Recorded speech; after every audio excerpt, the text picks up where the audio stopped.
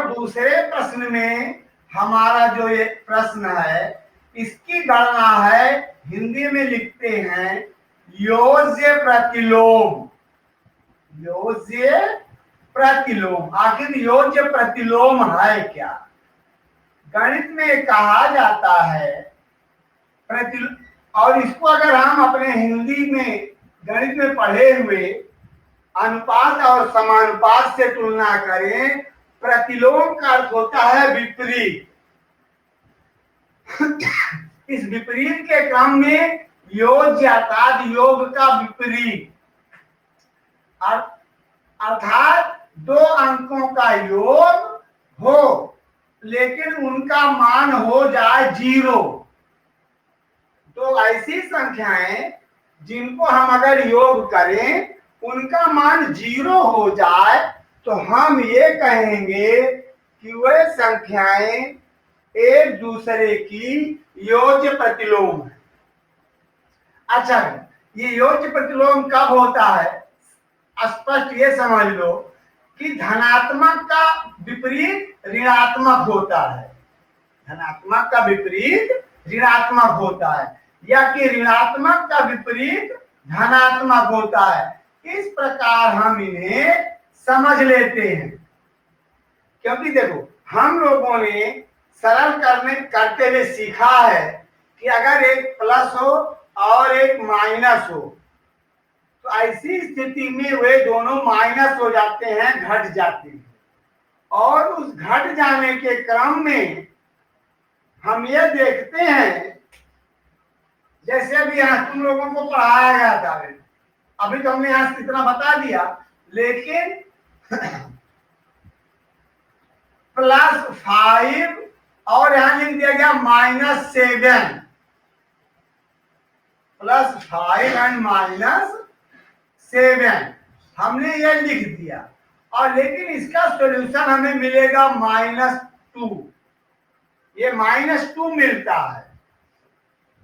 यहां लिखते हैं +6 -7, इसका आंसर हमें 1 मिलता है। लेकिन जब यही +7 -7 होता है तब ये हमारे लिए 0 मिलता है। अब हम यहाँ क्या देख रहे हैं? लेकिन अब अगर ये हमारा +8 हो -7 हो, इसका आंसर +1 मिलता है। तो हमें यहाँ योज्य प्रतिलोम में यह देखना है कि अंक हमारे समान हो, जैसे हम लोग ये देख रहे हैं, इन हमारे अंकों का मान समान हो, लेकिन अगर वे विपरीत पूर्णांक के होते हैं तो वे एक दूसरे के योज्य प्रतिलोम कहे जाते हैं। अंकों का मान तो समान होगा लेकिन उनका पूर्णांक के मान विपरीत होगा। जब उनके पूर्णांक मान विपरीत होते हैं तो वे एक दूसरे के योज्य प्रतिलोम होते हैं। अब हम यहां से कह सकते हैं कि धन 7 का योज्य प्रतिलोम -7 है और -7 का योज्य प्रतिलोम +7 है। ये इतना समझ में आ रहा है ना बेटा? लेकिन ये और जहां पर शून्य नहीं आ रहा है, जैसे यहाँ 1 है, -1 है, -2 है, ये संख्याएं योज्य प्रतिलोम नहीं होंगी। योज्य प्रतिलोम के लिए उनका रिजल्ट, उनका परिणाम शून्य होना अनिवार्य है। उनका रिजल्ट या परिणाम शून्य होना अनिवार्य है। अगर ये शून्य नहीं होती हैं तो वे योज्य प्रतिलोम नहीं है। हाँ बोल बेटा।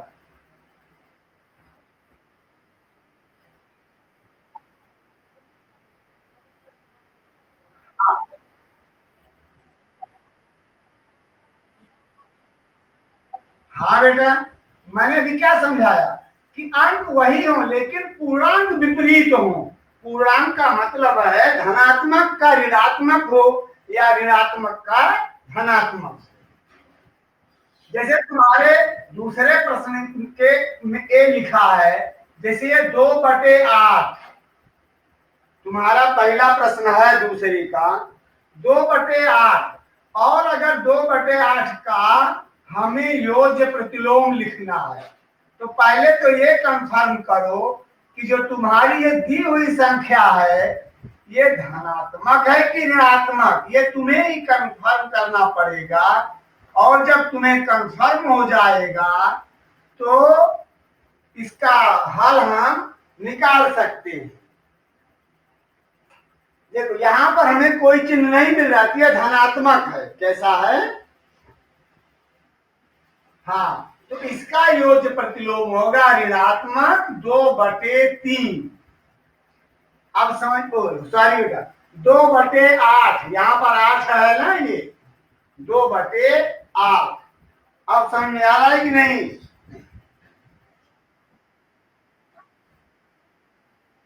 जैसे 2/8 है, इसका योज्य प्रतिलोम क्या होगा? तो अंक तो वही होंगे।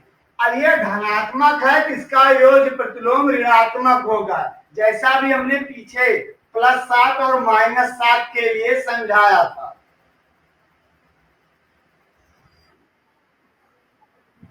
कौन इसमें बेटा?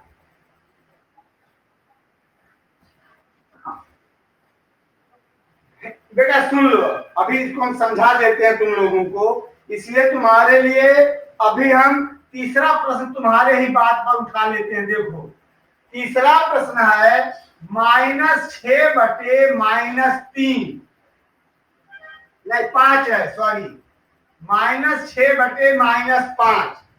ये अगर दोनों में माइनस अलग अलग है तो क्या बता सकते हो कि ये माइनस हमारी इस परिमेय संख्या का मान धनात्मक है कि ऋणात्मक है?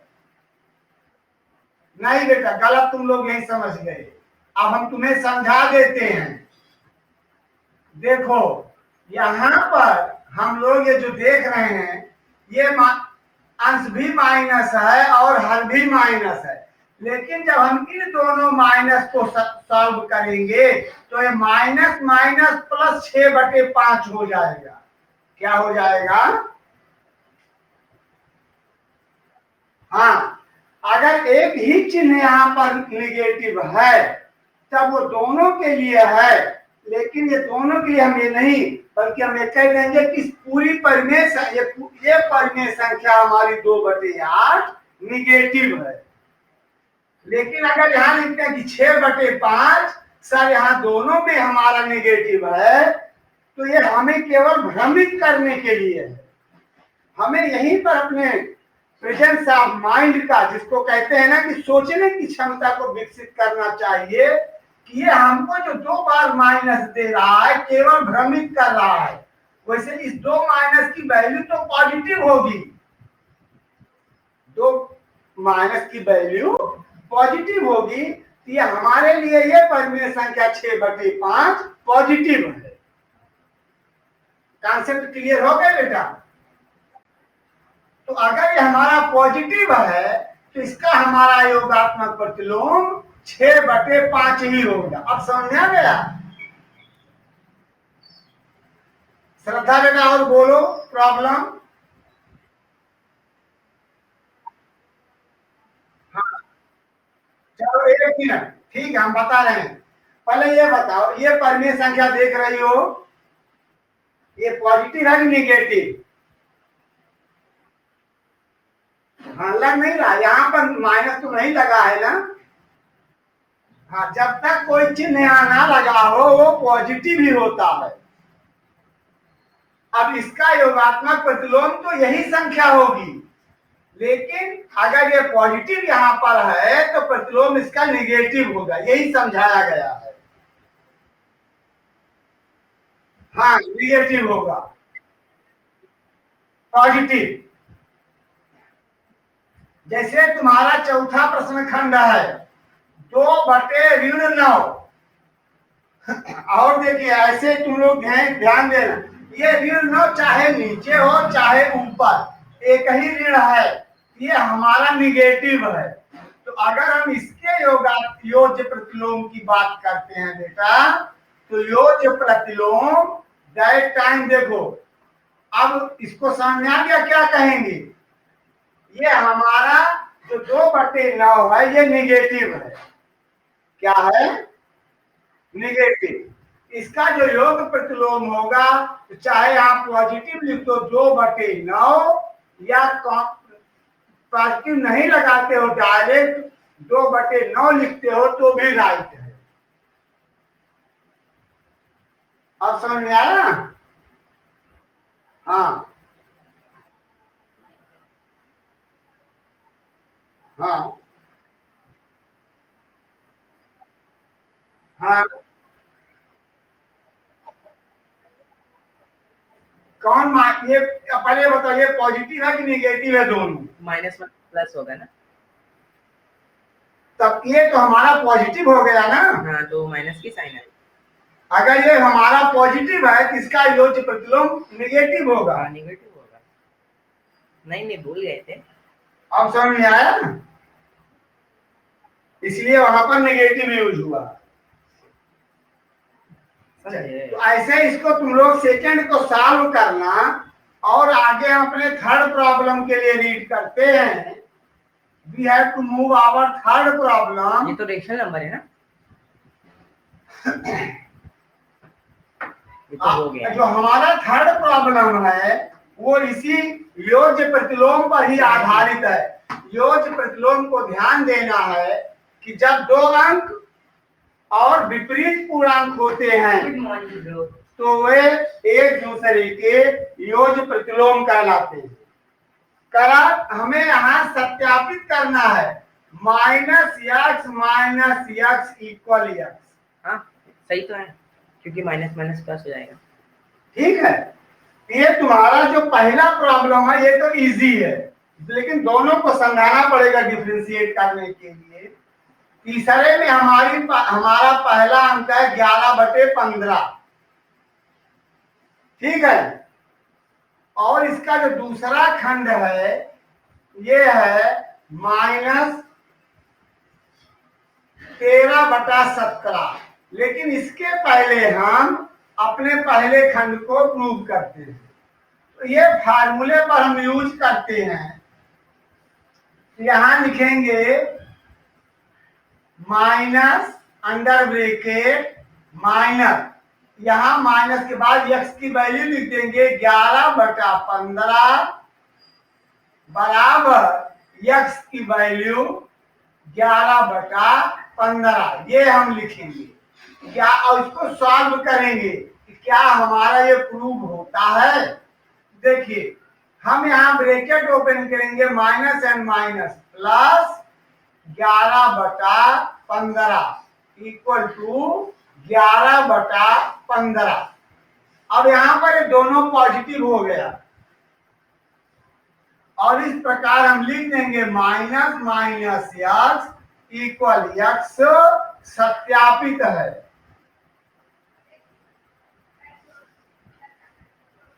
लेकिन देखो बेटे, ये तो हमारा x पॉजिटिव था तो ठीक है, लेकिन जब हमारा x ही निगेटिव है तो अब हम क्या करेंगे। यहाँ हमें परेशान होने की जरूरत नहीं है, केवल अपने माइंड को क्रिएटिव करना है। जैसे हमारा ये फार्मूला दिया है, या स्टेप इक्वल x, ठीक है।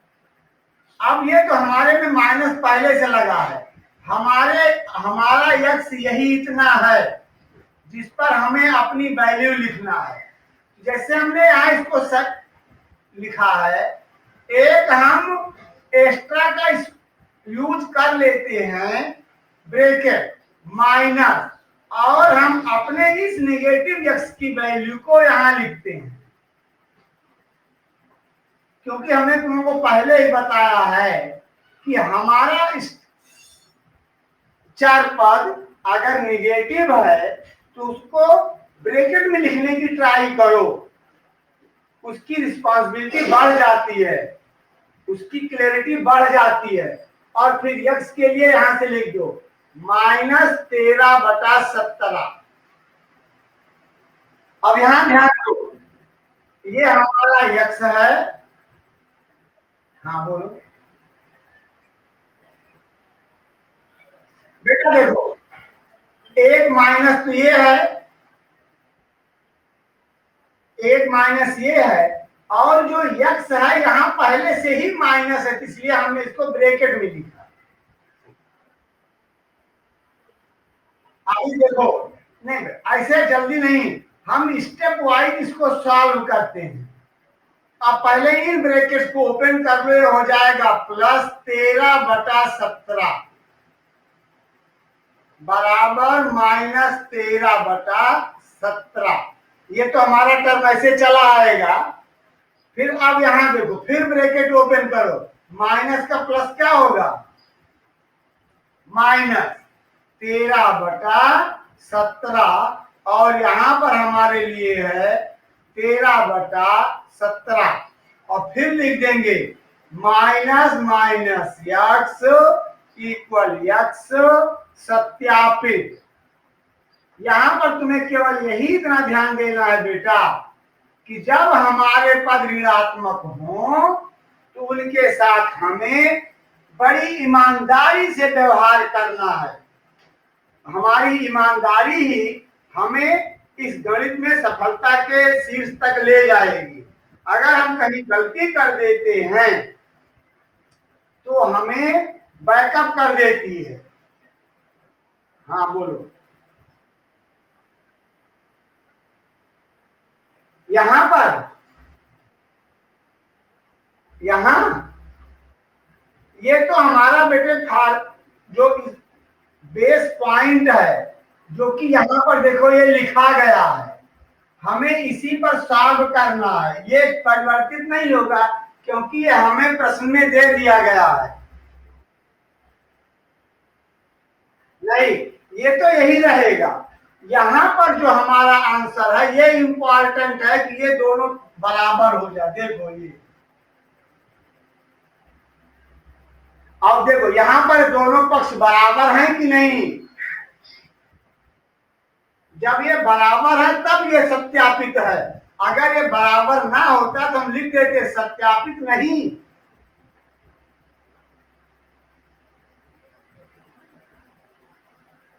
और किसी को प्रॉब्लम?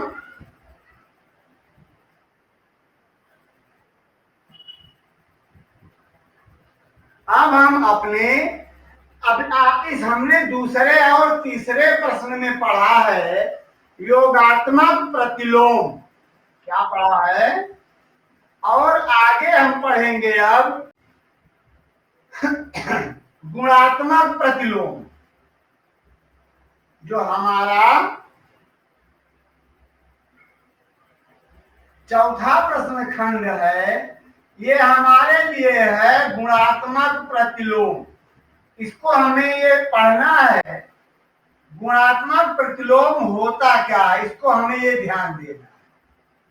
गुणात्मक प्रतिलोम कहा दो अंकों का गुणा जबकि उनका प्रोडक्ट एक आता है। क्या आता है? हाँ, मतलब a गुणे b बराबर 1। अगर ऐसा एक आता है तो वो गुणात्मक प्रतिलोम है, और अगर गुणा करने पर एक नहीं आता है तो वो गुणात्मक प्रतिलोम नहीं है। पहले हमें इतना ध्यान दे देना है। और इसी गुणात्मक प्रतिलोम का एक दूसरा नाम है, चलो हम यहां लिख देते हैं, व्युत्क्रम। अंग्रेजी में इसे रेसिप्रोकल कहते हैं। देखो कि अब यहां जो हमारे तथ्य स्पष्ट कर रहे हैं कि दो अंकों का गुणा अगर एक उनका आंसर या प्रोडक्ट गुणनफल एक होता है तो वे संख्याएं एक दूसरे की गुणात्मक प्रतिलोम होती हैं। अगर इन दोनों का गुणात्मक प्रतिलोम एक है तो हम कहेंगे ए का गुणात्मक प्रतिलोम बी है, और कहेंगे कि बी का गुणात्मक प्रतिलोम ए है, और इसी को हम व्युत्क्रम कहते हैं। व्युत्क्रम के रूप में हम कहेंगे कि हमारी ये संख्याएं, अगर ये हमारी संख्याएं परिमेय संख्याएं हैं तो हम उन्हें किस क्रम से देखेंगे। जैसे देखो, अभी हमारे पास जो हमारा पहला प्रश्न खंड है उसमें है -13। ये हमारा पूर्णांक है। हम इसे अगले स्टेप में परिमेय संख्या के रूप में इस तरह लिख लेते हैं। ये हमारी परिमेय संख्या का रूप हो गया -13/1। और जब हमारा -13/1 हो गया तो कह रहा है कि इसका गुणात्मक प्रतिलोम -13/1 का गुणात्मक प्रतिलोम, और इसका गुणात्मक प्रतिलोम क्या होगा। तो हमने अभी पढ़ा है कि दो व्युत्क्रम संख्याएं एक दूसरे का गुणात्मक प्रतिलोम होती हैं। जैसे ये -13/1 है, इसका गुणात्मक -1/13 होगा, इसी का व्युत्क्रम।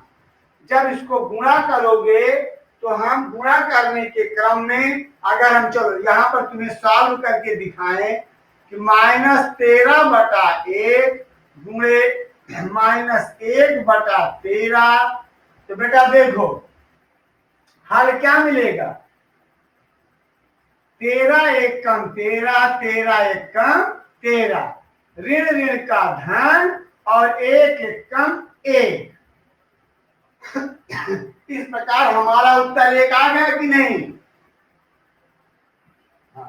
यहां हमें ये देना है कि जब वह हमारी संख्याएं इस रूप में हैं तो उनका गुणात्मक प्रतिलोम दी गई संख्या का व्युत्क्रम होता है। और अगर हमारे पास ये पूर्णांक है तो हम उसे बटे में 1 लिख करके हम उसे अपने लिए परिमेय संख्या बना सकते हैं, और परिमेय संख्या बनाने पर अपने प्रश्नों को हम आसानी से हल कर सकते हैं। जैसे अभी यहाँ को ये ऋणात्मक है तो इसका प्रतिलोम भी ऋणात्मक होगा। जैसे दूसरा खंड है, अब तो तुम लोगों की समझ में आ रहा होगा कि ये -13/19। अब 13/19 हम यहाँ लिखते हैं -13/19 का गुणात्मक प्रतिलोम। अब बताओ तुम लोगों की समझ में आ रहा है क्या, इसका उत्तर क्या लिखेंगे।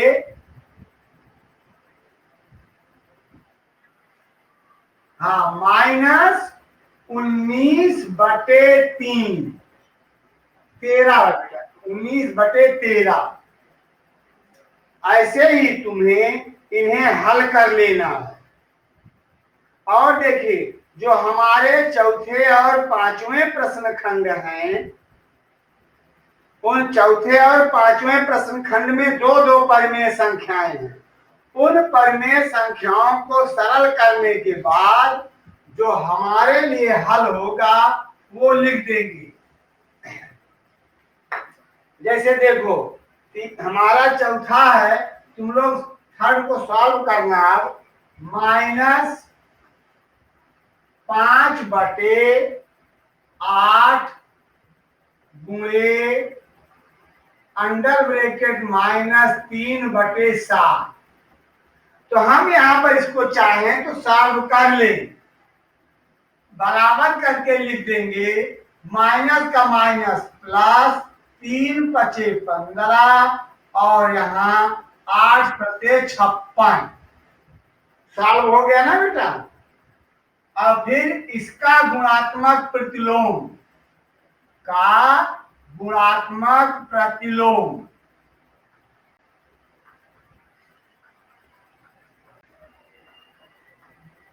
क्या लिख देंगे, आपको मालूम हो गया ना। 56/15 क्या हो जाएगा, 15। ठीक है। ऐसे ही तुम लोग अपने इन 4 प्रश्नों को हल करना। ठीक है। हाँ, आज का टाइम हो गया, किसी को और क्लास होगी ना तो वहां जाकर ज्वाइन करो क्योंकि 9 बज गया है। Okay, so we have to